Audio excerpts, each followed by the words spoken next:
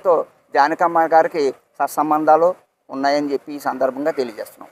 గోకవరంలో మా మండల కళాకారుల సంఘం గౌరవాధ్యక్షులు శ్రీ వర్షాల ప్రసాద్ గారి ఆధ్వర్యంలో మండలంలోని కళాకారులు అందరం కలిసి దివంగత గాన కోకిల జానకమ్మ గారికి నివాళులు అర్పించడం జరిగింది.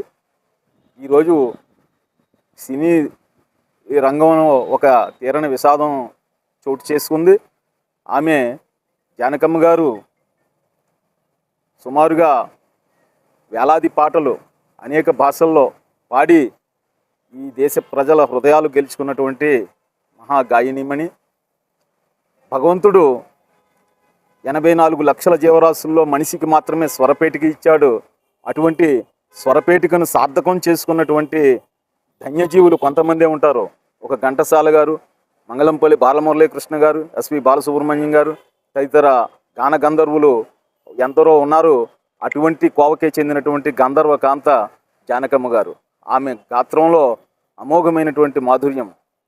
నీలీల పాడెద దేవా అని భగవంతుడిని కీర్తించిన పగలే వెన్నెల జగమే ఊయల కదలే ఊహలకే కన్నులుంటే అని యువతను ఉర్రూతలూగించిన, అదేవిధంగా గున్నమామిడి కొమ్మ మీద అంటూ స్నేహం యొక్క మాధుర్యాన్ని వివరించిన, సిరిమల్లె పువ్వ అంటూ ముగ్ధ మనోహరంగా పాడిన, తొలిసారి మిమ్మల్ని చూసింది మొదలు అంటూ ఆ నవవధువు యొక్క మనోభావాలను ఆవిష్కరించిన, గోవుళ్ళు తెల్లన గోపయ్య నల్లన అంటూ పసిపాప లాలిత్యాన్ని ఆమె గొంతులో పలికించిన, అదంతా కూడా జానకమ్మకు మాత్రమే సాధ్యము.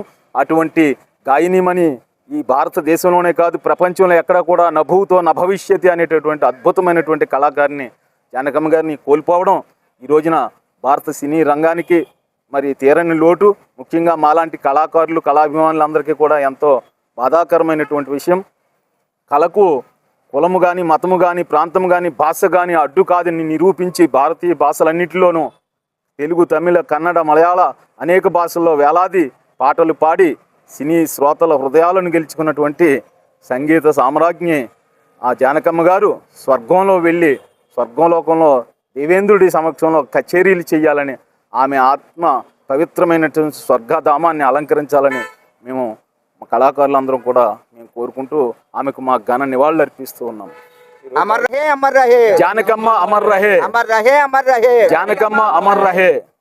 మహా కళాకారిణి గంధర్వకాంత రాజమండ్రిలో కొన్నాళ్ళు నివాసం ఉండడం ఒక అదృష్టమైతే, స్వయంగా ఆమె గోకవరమే వచ్చి గీతామందిరానికి వచ్చి సూర్యపీఠం వ్యవస్థాపక అధ్యక్షుడైనటువంటి తోట సాయిబాబు గారి ఆహ్వానం మేరకు ఆమె ఇక్కడికి రావడము, ఆమెతోటి ఆమెను అనుకరించేటటువంటి కళాకారుడు వర్షాల ప్రసాద్ గారు స్వయంగా ఒకే వేదిక మీద పాట పాడడం ఈ గోకవరం గ్రామం చేసుకున్నటువంటి అదృష్టం.